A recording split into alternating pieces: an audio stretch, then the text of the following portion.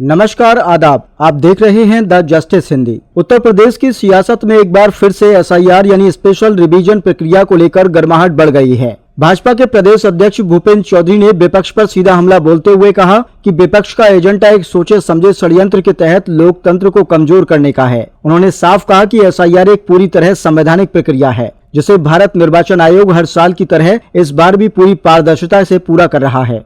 भूपेंद्र चौधरी के मुताबिक मतदाता सूची का संपूर्ण निरीक्षण अभियान कोई नई बात नहीं है, बल्कि 20 वर्षों बाद यह विशेष अभियान फिर से शुरू हुआ है, लेकिन समाजवादी पार्टी इसे बेवजह नकारात्मक रूप देने में लगी है। उन्होंने कहा कि यह विपक्ष की लोकतंत्र विरोधी सोच का संकेत है। चौधरी ने बिहार का उदाहरण देते हुए बताया कि वहां एसआईआर की प्रक्रिया शांति से पूरी हुई, किसी ने कोई आपत्ति नहीं की। चुनाव भी हुए, मतदान भी हुआ, लेकिन न उम्मीदवारों ने न ही किसी राजनीतिक दल ने वोटों को लेकर कोई विवाद खड़ा किया। लेकिन जब परिणाम आए और भाजपा के नेतृत्व में जनता ने एक बार फिर प्रधानमंत्री नरेंद्र मोदी पर भरोसा जताया, तब विपक्ष को अचानक सवाल याद आने लगे।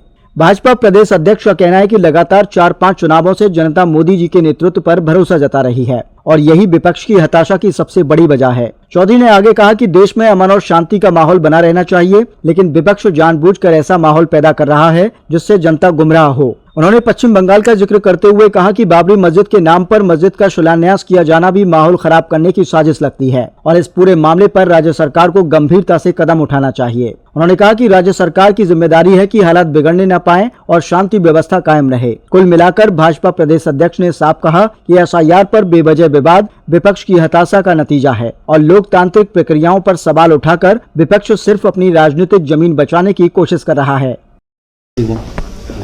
विपक्ष का एजेंडा एक षड्यंत्र के तहत लोकतंत्र को कमजोर करने का है। एसआईआर एक संवैधानिक प्रक्रिया है और भारत निर्वाचन आयोग उस प्रक्रिया को पूरा करा रहा है। हमेशा हर वर्ष मतदाता सूची के पुनरीक्षण का अभियान चलता है। ये विशेष अभियान 20 वर्ष बाद प्रारंभ हुआ है और निश्चित रूप से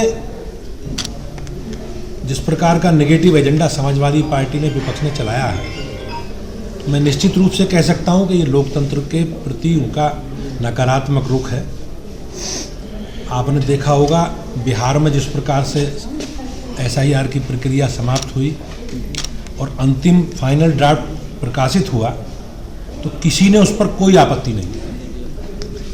बाद में चुनाव हुए, चुनावों में भी मतदान के बाद किसी राजनीतिक दल ने 12,000 प्रत्याशी चुनाव लड़ रहे थे, किसी भी प्रत्याशी ने कोई मतदान को लेकर कोई प्रतिक्रिया व्यक्त नहीं की। लेकिन जब परिणाम आए तो जग जाहिर है सब। तो जिस प्रकार से पिछले 4-5 चुनावों से भारतीय जनता पार्टी के नेतृत्व में जनता का विश्वास मोदी जी के नेतृत्व में रहा है, उससे ये विपक्षी दल हताश है, निराशा में है और उसके कारण इस संवैधानिक व्यवस्था को दोषी ठहरा रहा है। टीएमसी के एक सांसद बाबरी मस्जिद की नींव रख चुके हैं बंगाल में, क्या कहेंगे इसको? निश्चित रूप से इस प्रकार की घटना से हमारे देश का जो माहौल है, अमन चैन है, कहीं ना कहीं प्रभावित होगा और निश्चित रूप से मैं कह सकता हूं कि वहां की राज्य सरकार को इस पर जरूर ध्यान देना चाहिए। लेकिन कांग्रेस नेता जो मसूद हैं, उन्होंने ये कहा है कि इमरान मसूद, उन्होंने कहा है कि वो जो है बीजेपी के ही प्रत्याशी रहे हैं, बाबर हुमायूं जो हैं, और वो देश का माहौल बिगाड़ने की कोशिश कर रहे हैं। बाबर एक शासक थे और चले गए यहाँ से, वो हमारे पूर्वज नहीं हैं।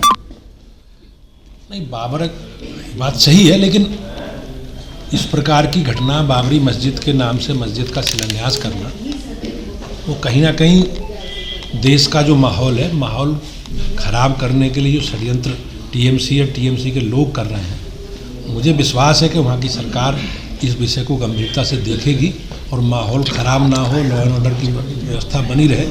ये राज्य सरकार का काम है और राज्य सरकार इसको जरूर समाधान करेगी।